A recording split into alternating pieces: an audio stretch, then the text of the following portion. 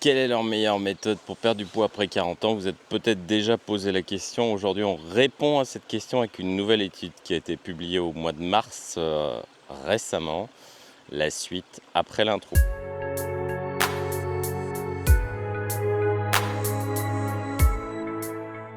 Salut, bienvenue pour un nouvel épisode sur Green Escape. Moi, c'est Jean-Loup. On est sur l'épisode 28. Aujourd'hui, on s'intéresse à quelle est la meilleure méthode pour perdre du poids après 40 ans, entre effectivement 3 choix: jeûne intermittent, réduction calorique et régime cétogène.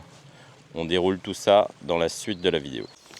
Vous êtes peut-être déjà posé la question, qu'est-ce qui était la meilleure façon de perdre du poids entre régime cétogène, jeûne intermittent et réduction calorique. Il se trouve que l'université Johns Hopkins a publié une étude récemment dans Nature Metabolics en mars 2025. Je vous mettrai naturellement le lien si vous voulez voir l'étude en question. Les personnes voulaient comparer ces trois méthodes et ils en sont venus à la conclusion, spoiler alert, que le jeûne intermittent était le plus intéressant, et ce que je vous explique dans la suite.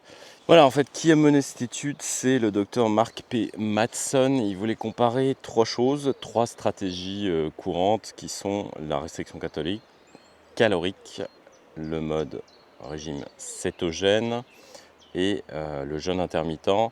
J'expliquerai pas en détail ce que sont ces trois méthodes parce que c'est relativement connu à l'heure actuelle.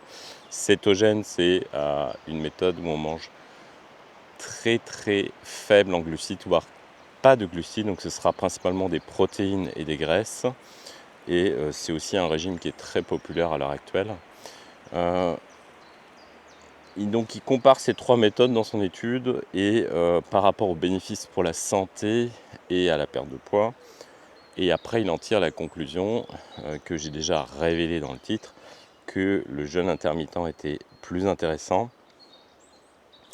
Et pour une raison de ce que monsieur Mattson appelle le switch métabolique cyclique. En gros, c'est quand le corps alterne entre manger et jeûner, où on tire le maximum de bénéfices métaboliques pour le corps humain. Et on va retrouver les bienfaits et pourquoi du coup le jeûne intermittent est supérieur aux deux autres méthodes. Tout d'abord, par rapport aux bienfaits, l'adaptation cellulaire, c'est qu'au niveau cellulaire, en fait, les cellules sont obligées de s'adapter à ce stress et ça entraîne effectivement pendant les phases de jeûne des réponses adaptatives des cellules et ça dit aux cellules de se mettre un peu en ordre de marche, et c'est pour ça que c'est principalement aussi bénéfique de faire du jeûne intermittent. Un des phénomènes très connus quand on fait du jeûne intermittent, c'est l'autophagie et la réparation cellulaire. En fait, l'autophagie, c'est quand la cellule va digérer elle-même des restes métaboliques qu'elle a, donc si vous voulez des déchets. En phase de jeûne, la cellule est comme affamée, elle va obligée de faire avec ce qu'elle a, et pendant cette période, en fait, elle est obligée de réutiliser. Donc elle va utiliser des déchets qu'il y a à l'intérieur de la cellule, par exemple des protéines qui sont restées inutilisées. Ça entraîne un phénomène de nettoyage et de recyclage dans la cellule qui est très bénéfique pour nos cellules, quelles qu'elles soient. Et c'est ce qu'on appelle l'autophagie. Donc autophagie, manger. La cellule se mange elle-même, en fait, se mange pas, elle se digère pas elle-même, elle digère ses déchets, elle recycle ce qu'elle a sous la main, et ça permet de nettoyer cette cellule et, si vous voulez, en quelque sorte la rajeunir. Autre bénéfice connu du jeûne intermittent à l'heure actuelle, c'est d'augmenter la sensibilité à l'insuline et de prévenir en quelque sorte le diabète. Donc ces phases de jeûne vont augmenter la sensibilité des récepteurs à l'insuline et favoriser effectivement une bonne gestion de l'hormone, et du coup contribuer à un bon métabolisme.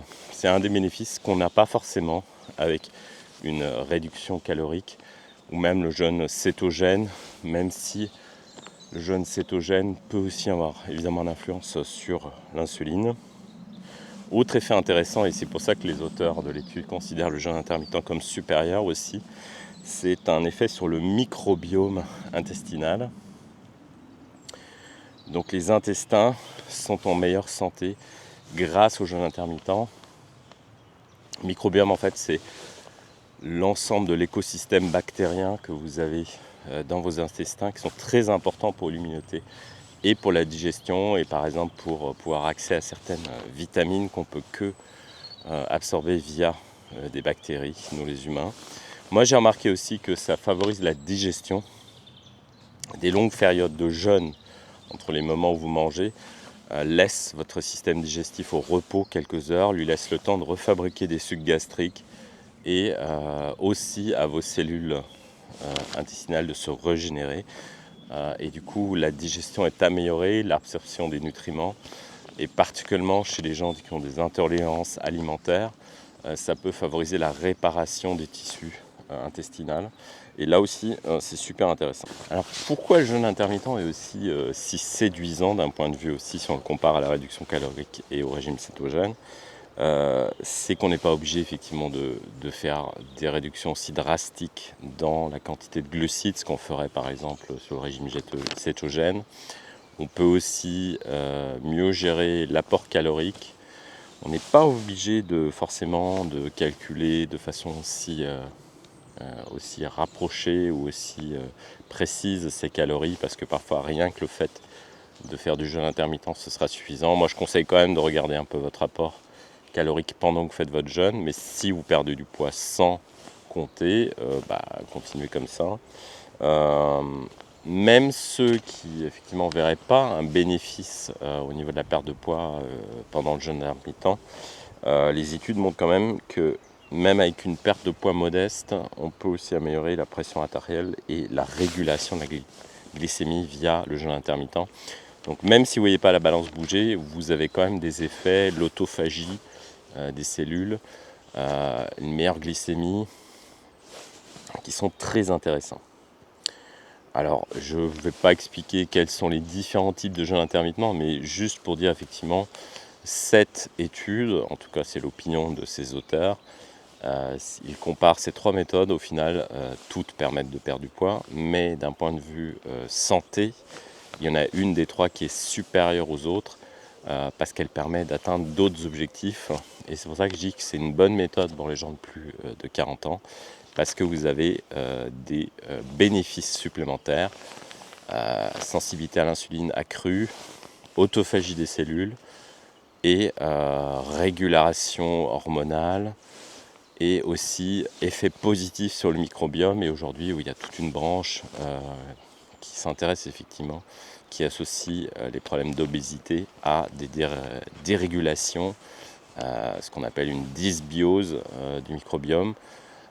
Donc très intéressant effectivement de pouvoir dire, là il y a une étude qui dit, voilà, sur les trois méthodes, réduction calorique, jeûne, régime cétogène et jeûne intermittent, le jeûne intermittent marque plus de points que les deux autres. Moi je vous ai dit, c'est ce que je faisais à l'heure actuelle, un jeûne intermittent qui s'appelle le TUMAD, 2 repas par jour. Il y en a plein d'autres, peu importe la méthode que vous choisissez. J'ai vu dans les remarques, certains disaient que les femmes avaient plus de mal avec le jeûne intermittent. C'est vrai. En fait, j'ai remarqué que, et c'est vérifié aussi, que les femmes ont en général plus de problèmes avec le jeûne intermittent, mais je dirais qu'elles ont plus de problèmes avec des méthodes agressives de jeûne intermittent. Pour une femme, moi je conseillerais plutôt un régime jeûne intermittent classique 16-8, parce qu'effectivement c'est lié à des raisons hormonales, pourquoi les femmes ont plus de mal après avec le jeûne intermittent. Mais un jeûne intermittent soft, comme le 16-8, pour moi je dirais qu'il est très adapté. Pour les hommes, vous pouvez faire des formes un peu plus originales, comme le 2 repas par jour, le 1 repas par jour. Mais voilà, donc moi je trouvais intéressant que c'est une étude récente, donc de mars 2025. Donc du coup, il y a quand même des points, on va dire, objectifs, où on peut dire parfois telle méthode de régime est supérieure à une autre.